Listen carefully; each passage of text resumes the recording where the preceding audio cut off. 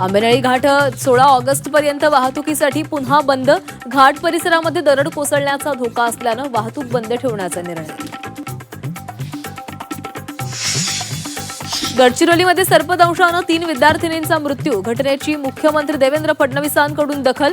आश्रमशाळेचा परवाना रद्द करण्याचे आदेश. तर फडणवीसांच्या कारवाईच्या आदेशानंतर आदिवासी विकास मंत्री उईके गडचिरोलीला रवाना.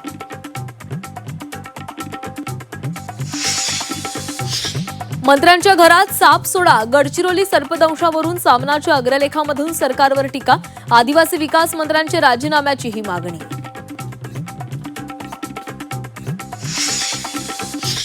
राज ठाकरेंनी मुख्यमंत्री देवेंद्र फडणवीसांची घेतली भेट. वर्षा निवासस्थानी जवळपास 15 मिनिट चर्चा.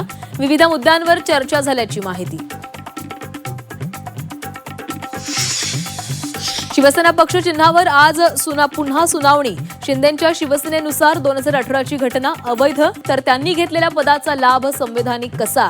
पक्षघटना वैध की अवैध हे आयोग ठरवू शकत नाही. सिब्बल यांचा जोरदार युक्तिवाद.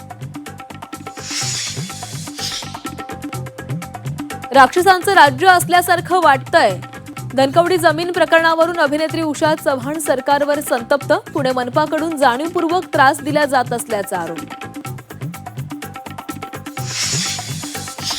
खाण माफियांविरोधात सरकारचं कठोर पाऊल. गौण खनिज उत्खननावर 24 तास नजर. दंडवसुलीसाठी महाखनिज 2 पोर्टल.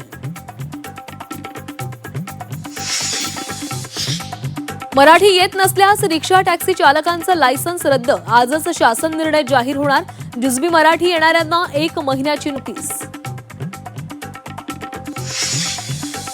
कनेक्टिंग लिंकवरील पुणे मुंबई मार्गिका आज 3 तास बंद. दुरुस्ती आणि मॉक ड्रिलच्या कामासाठी वाहतुकीमध्ये बदल.